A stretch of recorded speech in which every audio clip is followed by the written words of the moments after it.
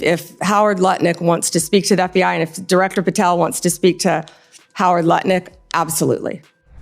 Republican Representative Thomas Massie, a co-author of the law mandating the release of the Epstein files, called on Commerce Secretary Howard Lutnick to resign over his ties to Jeffrey Epstein.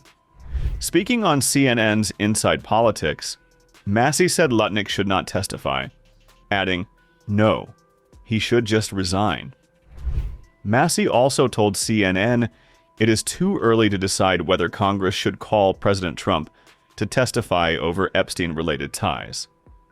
In a New York Post interview in October 2025, Lutnick claimed that he cut ties with Epstein in 2005 after visiting his townhouse, vowing, "I will never be in the room with that disgusting person ever again."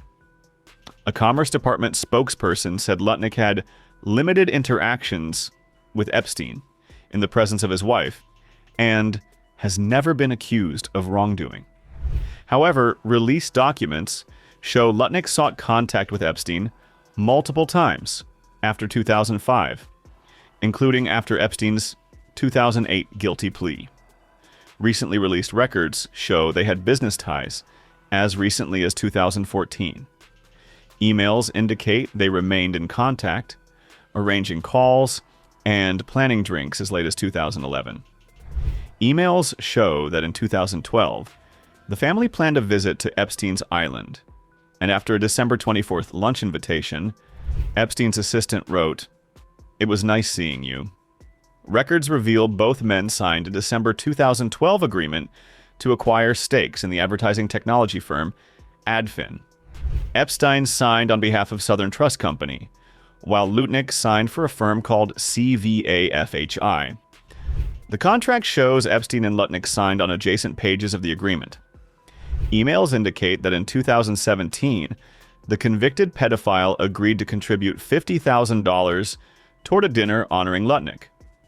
Epstein told billionaire hedge fund manager John Paulson, an organizer of the event, "Hope PR is okay," and declined the donor-level table, saying Lutnick could use the seats instead. Their correspondence continued into 2018, when Lutnick emailed Epstein about a proposed expansion of the neighboring Frick Collection Museum. In the message, Lutnick warned the project could block your sunlight and views, adding, "You should put in a letter. I'm sending a lawyer. Don't ignore this."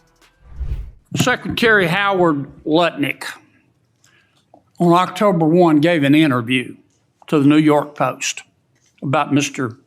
Epstein. And he described Mr. Epstein as, quote, "the greatest blackmailer ever," close quote. Have you reviewed that transcript of that interview? I have not reviewed the transcript, but I saw the clip of it. Okay. It appears that Secretary Lutnick was Mr. Epstein's next door neighbor. In fact, their townhomes shared a wall. And the reporter that was talking to Mr. Lutnick, she asked how other prominent men could have been associated with Epstein when Mr. Lutnick could immediately sense that he was a, quote, pervert. And then Secretary Lutnick said, or rather the reporter said, "Did they see it and ignore it?" Do you remember that from the interview? I do. And Commerce Secretary Lutnick said, "No, they participated." And then Commerce Secretary Lutnick goes on to say, quote, "That's what his MO was. You know, get a massage, get a massage." And what happened in that massage room, I assume, was a video. This guy was the greatest blackmailer ever, blackmailed people. That's how he had money, end quote. Is that true? Senator, as our July memo said, we did not uncover evidence. This case has gone through 3 administrations, as well as former U.S. Attorney Alex Acosta. I know that, Pam, but have you interviewed Secretary Lutnick? No, Senator. Do you plan to?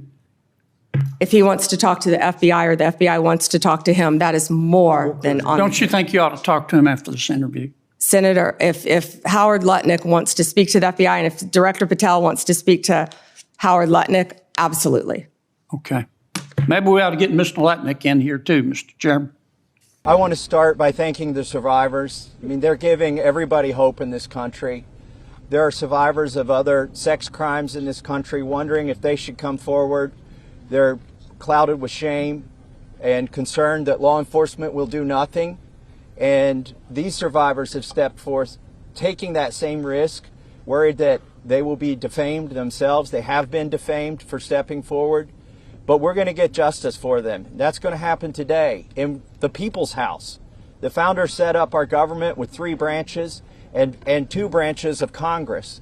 And I don't think it's any coincidence that this fight is being started and it's being won in the House of Representatives. I have people, other survivors of other sex crimes, who come to me and say, thank you. You give me hope. You give us hope.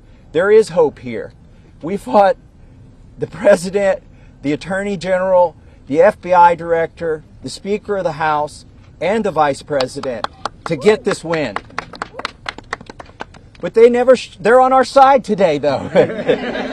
So let's give them some credit as well. They are finally on the side of justice. And as Rose said, don't muck it up in the Senate. Don't get too cute. We're all paying attention. If you want to add some additional protections for these survivors, go for it. But if you do anything that prevents any disclosure, you are not for the people and you are not part of this effort. Do not muck it up in the Senate. So with that, I just want to say I am hopeful too. I didn't know that we would succeed when Roe and I started this effort. Most discharge petitions never make it, maybe only 4%. So we had long odds. But we had some brave women on the Republican side. My colleague Marjorie Taylor Greene is one of them who's here with us today. You cannot even imagine the consequences that they have suffered. My colleague Lauren Boebert and my colleague Nancy Mace, they stood so strong. They put their names on a document in here, and then they were pressured in ways that you cannot even imagine, and they stood strong. And that's why we're here today.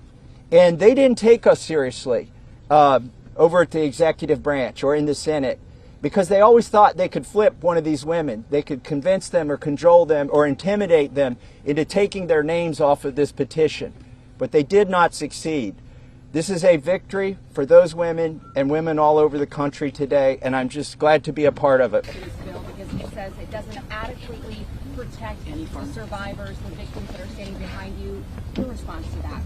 That's been a red herring all along. The survivors have always been in favor of this legislation, and there's a provision in there you can read, if he would just read it, that protects them.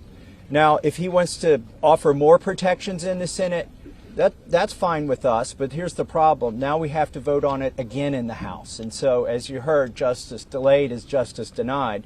It could be just another delay tactic.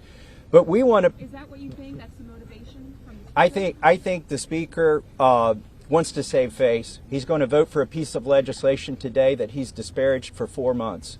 And however he needs to come on board, we want him on board. So we appreciate that.